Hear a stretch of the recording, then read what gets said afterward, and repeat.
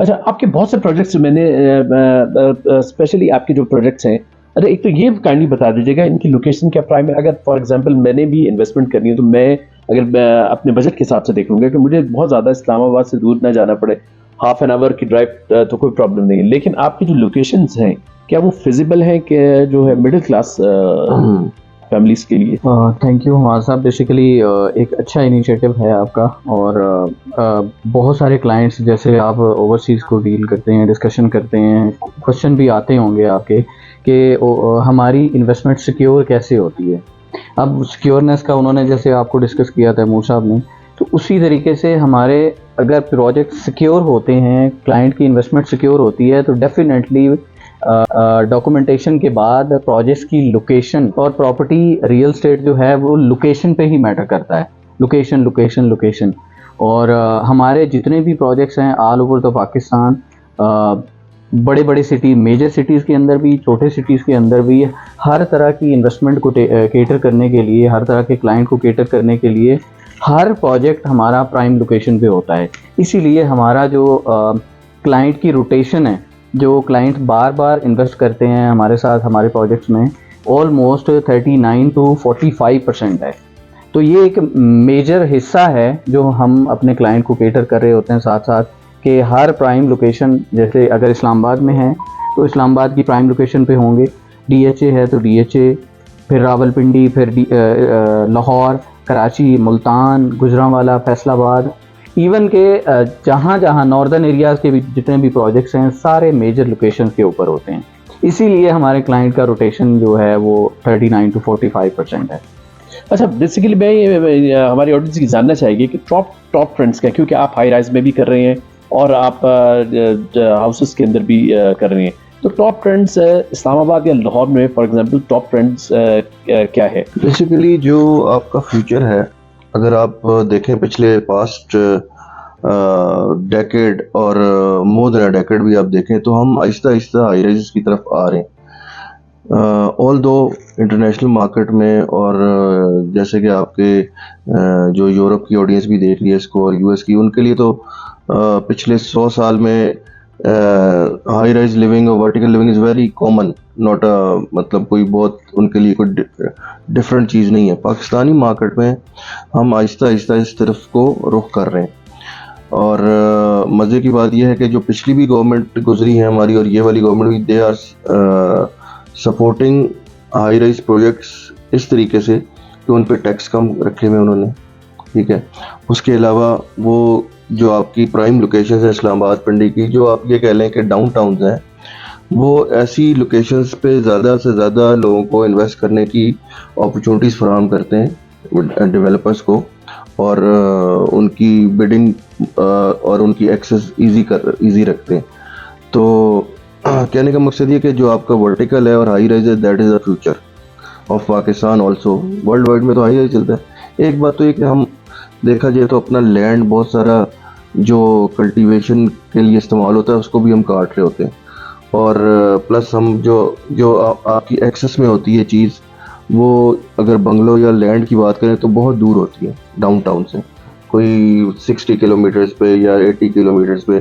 किसी भी बड़े शहर की बात करें, इस्लामाबाद, कराची, लाहौर, रावलपिंडी, कहीं पे भी, तो उसमें that is not very much feasible for client to invest. और इधर अगर लिविंग के लिए भी सोचे तो उसका मेच्योरिटी टाइम बहुत ज़्यादा होता है, ये कह लें कि 25-30 साल का मेच्योरिटी टाइम होता है।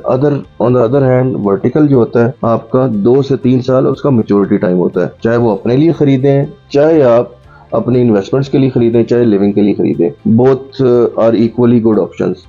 तो उसमें ये मैं कहता चलूँ उस बारे में, एक बात यह है कि वर्टिकल की जो लिविंग है दैट इज़ ऑल्सो अब राइट नाउ जो आ रही है, that is a modern living, ठीक है।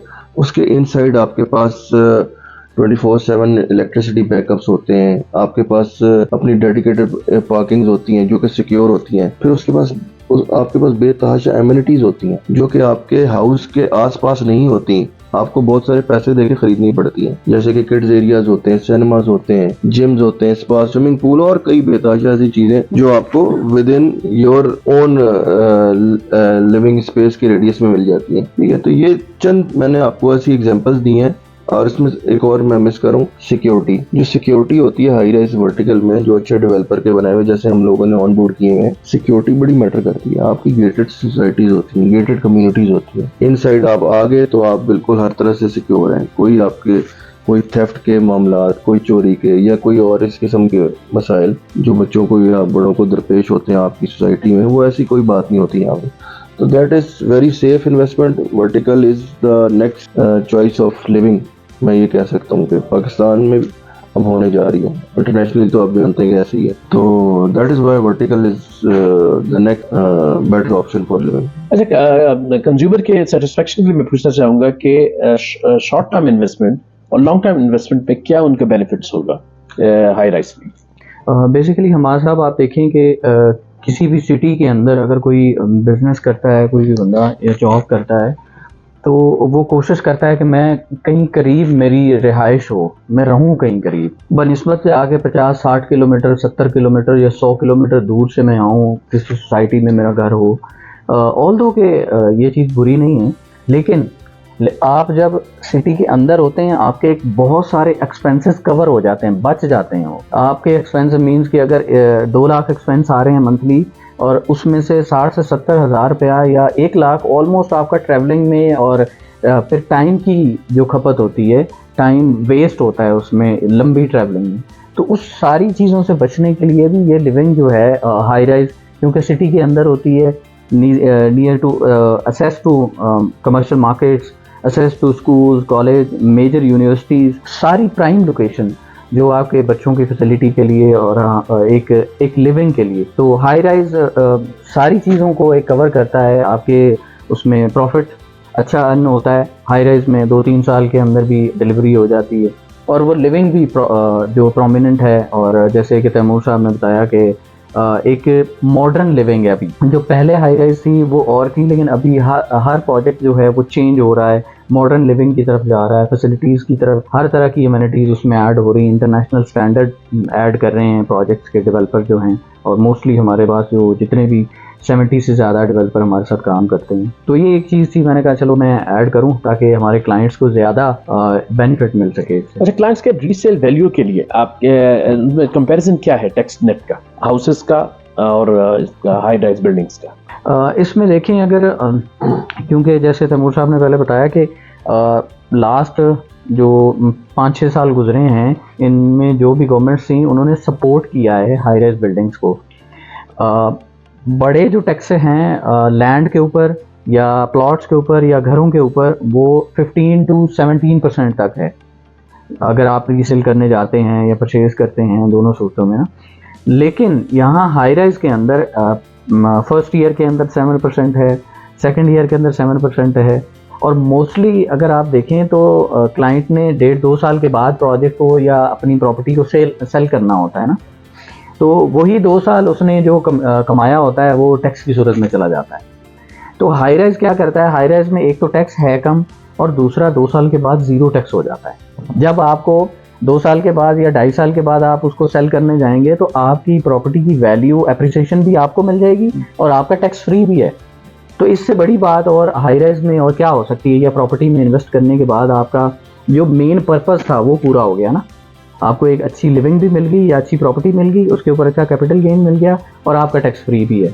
तो एक कन्वीनियंट और ज़बरदस्त किस्म का ये इनिशिएटिव है जिन गवर्नमेंट्स ने भी ये सपोर्ट कर रही हैं ना हाई राइज को। तो लिविंग आगे मूव भी इसी तरह हो रही है, सिटीज़ के अंदर लैंड जो है वो कम हो रही है। तो सारी चीज़ों को देखा जाए तो एक प्रोमिनेंट और अच्छी इन्वेस्टमेंट होती है हाई राइज बिल्डिंग में। थैंक यू, बहुत शुक्रिया आपने टाइम दिया। स्पेशली ये हाई राइज बिल्डिंग के हवाले से बहुत एक इन्फॉर्मेटिव सेशन था और आपने एशियन ट्रेड टीवी को टाइम दिया, प्रॉपर्टी टॉक विद हमाद को टाइम दिया। थैंक यू तैमूर आलिम साहब। और जी आप कुछ ऐड करना चाहेंगे? मैं इसमें ऐड करना चाहूँगा हमाद साहब, ये बहुत ही अच्छा इनिशिएटिव है। आपके ऑलमोस्ट 15 to 16,000 जो सब्सक्राइबर हैं जो आपको देखते हैं वो लोग, और हमेशा आप कोशिश करते हैं कि मैं अपने देखने वालों के लिए, नाज़रीन के लिए कुछ ना कुछ इन्फॉर्मेटिव लेके आऊँ, और आप बहुत अच्छा वर्क कर रहे हैं। इंशाल्लाह इसमें आपको किसी किस्म की भी सपोर्ट की ज़रूरत होती है, इवन के ऑल्दो के हम लोग आप मिल के काम कर रहे हैं, तो इसको आप इन्हांस कीजिएगा, इंशाल्लाह हम आपको आपके साथ हैं। जी बहुत शुक्रिया तैमूर आलम साहब, आपका भी बहुत शुक्रिया। जीशान याकूब साहब बहुत शुक्रिया, आपने पहले हमें इनवाइट किया ज़मीन, और इट्स बिग हमारे लिए ऑनर की बात है कि the biggest portal of Pakistan, उनके साथ आज हमें पहला हमारा सेशन था, इसको हम मज़ीद कंटिन्यू करेंगे। स्पेशली ओवरसीज़ हमारे जो क्लाइंट्स हैं जो हमसे कॉन्टैक्ट में रहते हैं, my number is given we are giving below, my number is also. तो अगर किसी को कोई क्वेरी हो हाई राइज अपार्टमेंट्स के हवाले से या ज़मीन के जो अपकमिंग जो प्रोजेक्ट्स हैं उसके हवाले से, तो आप हमसे कांटेक्ट कर सकते हैं और हम जो है आपका क्वेश्चन जो है ज़मीन की टीम तक लेकर जा सकते हैं। Thank you, so nice of you, आपने ये शो देखा। ज़रूर अपना फीडबैक दीजिएगा कि property talk with Hamad on Asian trade TV with special session with ज़मीन.com कैसा लगा। Take care.